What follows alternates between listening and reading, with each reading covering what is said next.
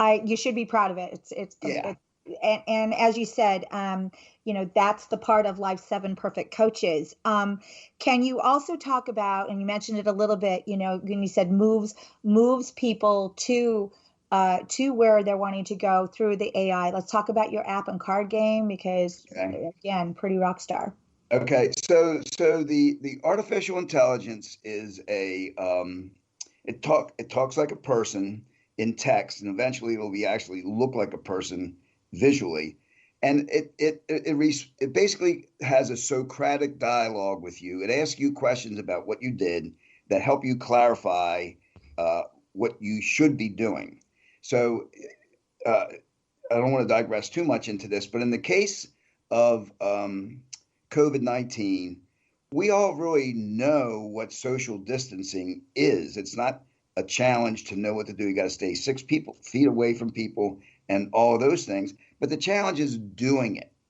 And so the artificial intelligence is there for you as often as you want to interact with the artificial intelligence.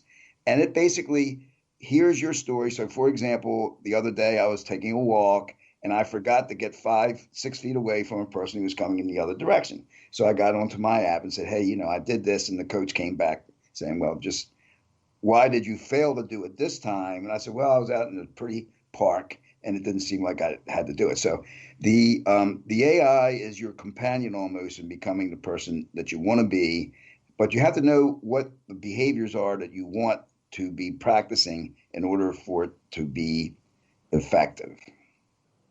Now the Right. game, the Mm-hmm. game is a little bit different. Basically, what the game does, for the high school students in particular, what the game does is takes our 45 best practice behaviors and creates a contest between 2 or more people who say, well, this is the coach that could teach me that behavior. So if the behavior is be punctual, and you have a hand of coaches, and the first version of the game, these are stars that you would know.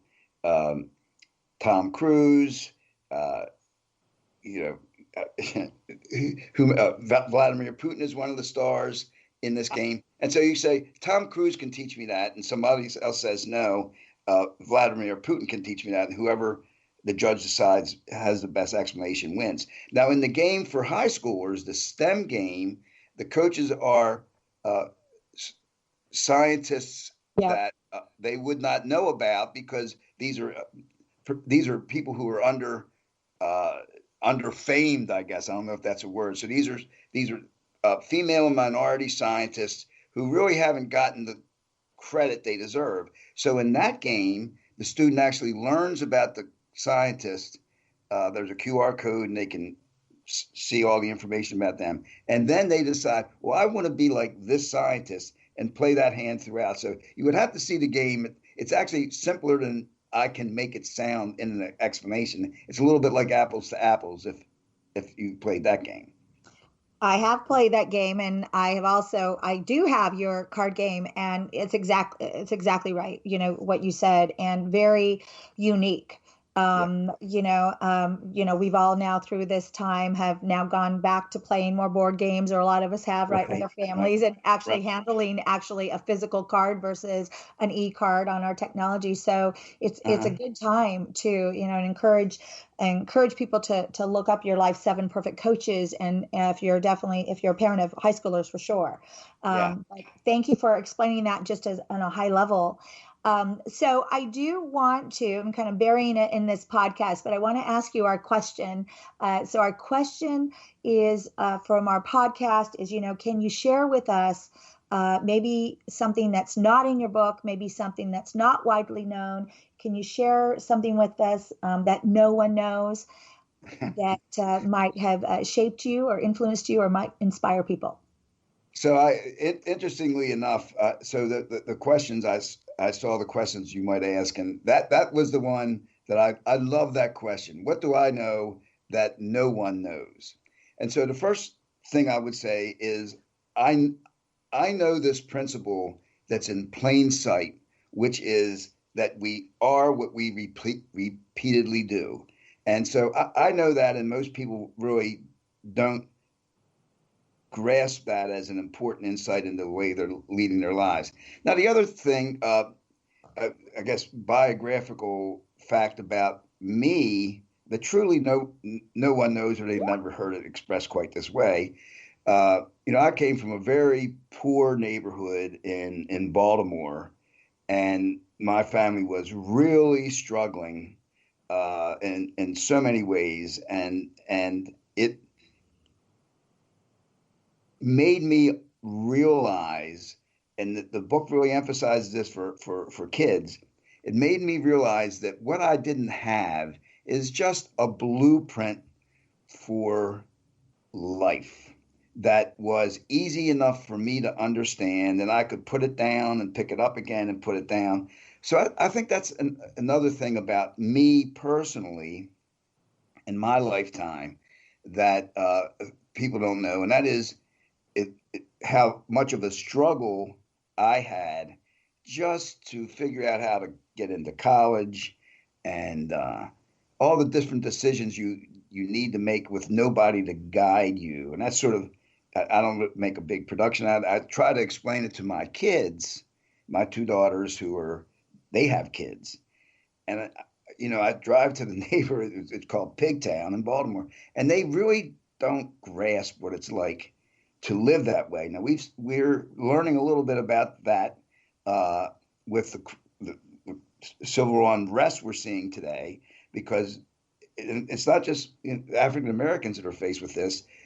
Many people are faced with just this hopeless situation. And so that's something that people don't know. I faced that and sort of overcame that. Thank you for sharing that. I want to just ask you a follow-up on that. So the listeners understand, and I understand, when you say that, growing up and being aware of what you didn't have was a blueprint. Explain a little bit about what you mean by the blueprint. I want to make sure I'm tracking with you. Okay, so the blueprint that's in the book are these 45 best practice behaviors, and we have what we call the first 5, which is the number one behavior is engage your brain, which means you need to concentrate on what you're doing. Then it's do your to-do list, be punctual, don't interrupt others, and the 5th one is remember names. So those are 5 things that took me a long time to figure out. If somebody had said, okay, which we do with our interns that use PerfectCoaches, they say, look, here's 5 things you just have to do. You got to concentrate on what you're doing. You have to, at the beginning of the day, say, this is what I'm going to do, and then do it, and so forth. And then we have behaviors for professional success. We have behaviors for sales and service leadership. And then we have 10 best practice behaviors for health. And those are they're based on thankfulness. So 7 of them, you thank your body by setting a target body weight and things like that. And then you thank your life by building a life team, by being your own friend, and by what we call do happy. So you were mentioning at the very beginning of this discussion, Lisa, about people have anxiety and fear and everything else. And the book talks about this. Those are actually behaviors that are under the control of the environment, just like any other behavior is, even though they're inner experience. In their experiences, people don't see them necessarily visibly, like, walking your dog or something like that, but nevertheless, you're experiencing them. And you can get yourself to the place where you, quote unquote, do happy. It's something you do, and you learn to do this by doing the things that make you happy. Once again, that's in plain sight, but a lot of folks don't take the time to say, okay, if I want to be happy, I should do the things that make me happy. Right. If I want to be angry, no problem. I can just watch the news. Right. Well, and yeah, right. And the hashtag there, plain sight, that's plain sight to you. And you take your talents and just a little sample of what is in Life's Perfect Coaches. This book is it's so thought-provoking, and it's so engaging and forward-thinking. I need more adjectives. Where's our editors? But no, we appreciate it. Dr. Hines, we hope that you continue what you're doing, and the good that you are, and the innovative thoughts that you're sharing with the world with your Life 7 Perfect Coaches. So I hope that listeners are excited after listening to you. And we thank you very much for being our guest today. Well, thank you. Yeah, thanks for joining us.